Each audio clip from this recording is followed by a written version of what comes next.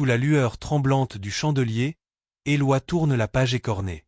Le texte, imprimé dans une encre presque effacée, pulse lentement, comme si les mots respiraient. On y décrit sa lignée marquée depuis des générations par le signe gravé dans son épaule à sa naissance. Une étoile à 8 branches, identique au médaillon d'Alban. Un signe que les anciens veilleurs appelaient la marque du passage. Le livre mentionne « Et si la lumière doit un jour traverser l'ombre, ce sera par celui qui porte l'étoile et connaît les lieux. » 3 noms, 3 veilleurs déchus, 3 reliques dissimulées. Éloi lit à voix basse les emplacements codés. Montségur, où l'un des coffrets aurait été confié au dernier cathare. Chartres, sous une dalle oubliée derrière la nef, scellée par une prière en latin. Et enfin, le palais Farnèse, à Rome, cité comme le dernier abri du grand trésor de France, enfoui sous les fondations par Jacques de Molay lui-même, avec pour gardien un symbole perdu, la colombe tenant un rameau. Un frisson parcourt Éloi.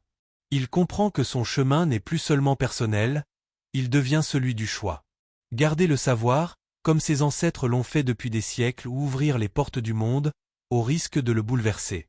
Rome, minuit. Le palais Farnèse dort sous les étoiles, mais Éloi est éveillé.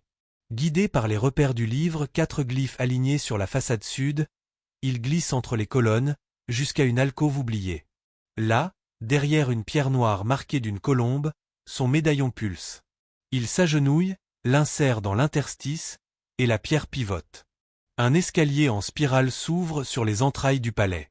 Les murs sont couverts de fresques effacées, représentant des templiers autour d'un cercle de feu.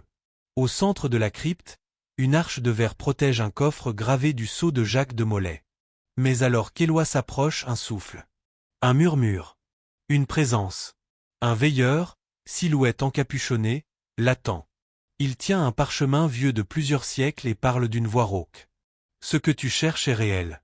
Mais le vrai trésor n'est pas l'or, c'est ce que son existence déclenchera. Si tu révèles tout, tu ébranleras les fondations même du pouvoir. Si tu le caches, tu perpétues l'oubli. Que choisis-tu, porteur de l'étoile? Éloi regarde le coffre, puis le parchemin. Une vision lui traverse l'esprit. Des villes en flammes, des peuples rassemblés, une vérité trop grande pour rester silencieuse. Le parchemin tombe au sol, comme chassé par une bourrasque venue de l'intérieur du coffre. Éloi recule d'un pas, les mains tremblantes, tandis que l'arche de verre se rétracte lentement. Ce n'est pas l'or qui scintille dans le coffre, mais une pierre noire, façonnée en spirale, incrustée de symboles qui précèdent toute écriture connue. Elle pulse, comme un cœur, comme un appel. Une voix ancestrale se manifeste alors. Pas un spectre, ni un dieu, mais une conscience figée entre les âges, gardienne du sceau primordial des veilleurs. Elle ne parle pas mais projette des souvenirs dans l'esprit d'Éloi. Des océans là où il y a aujourd'hui des déserts. Des tours de lumière s'élevant dans des cités oubliées. Et au centre, un cercle de 6 êtres, dont les regards percent le temps. Parmi eux, l'un porte le médaillon d'Éloi. L'un est lui. Tu n'es pas le premier, Éloi. Mais tu pourrais être le dernier. La pierre est le souffle d'avant les rois, avant les archives, avant les guerres. Elle lie ceux qui savent à ceux qui osent. Le trésor est plus qu'un butin, c'est une matrice de mémoire, une clé pour retrouver des savoirs oubliés. La géométrie sacrée, les voies de guérison par le son, le langage des étoiles. Mais le pouvoir de la pierre attire aussi ceux qui veulent la réduire au silence. Le veilleur se tourne vers Éloi une dernière fois. Une veillée depuis l'oubli. Mais elle est fatiguée. Es-tu prêt à porter son chant, et à en payer le prix? Devant lui, le choix devient plus vertigineux encore. Cacher l'écho de l'origine, ou devenir la voix de la mémoire et risquer l'effacement. Éloi ferme les yeux devant la pierre spirale, et le monde semble suspendu. Le veilleur s'efface comme une brume, tandis que le médaillon s'illumine d'une lueur douce. Dans son cœur, il sait il ne choisira ni la dissimulation, ni la révélation brutale. Il choisira la transmission juste, celle qui relie sans brûler.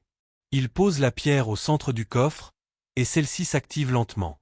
Autour de lui, les murs du palais Farnèse changent. Les lignes de la voûte forment des motifs géométriques parfaits, résonnant avec le langage des formes sacrées. La lumière devient fréquence. Le silence devient musique. Et soudain, un portail s'ouvre. De l'autre côté, une vallée oubliée, baigné dans une lumière qui ne vient d'aucun soleil. Des arches vibrantes émettent des sons purs, capables de guérir, d'aligner, de révéler. Des constellations inconnues brillent au-dessus le langage des étoiles, gravé dans l'air lui-même.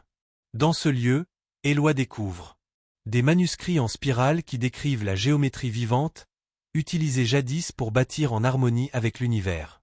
Des sphères sonores, où l'eau chante et répare les mots.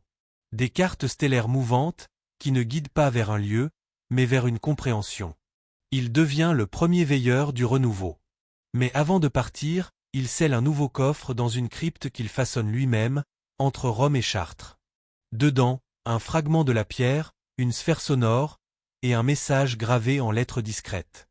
La vérité ne se livre pas. Elle s'offre à ceux qui écoutent. Et lorsque les temps seront prêts, lorsque les signes réapparaîtront dans le ciel, quelqu'un d'autre ouvrira ce coffre. Un nouveau porteur d'étoiles. Je vous remercie d'avoir écouté cette histoire dans son intégralité. Si elle vous a captivé, laissez un j'aime et à vous abonner. Je vous donne rendez-vous pour une prochaine histoire.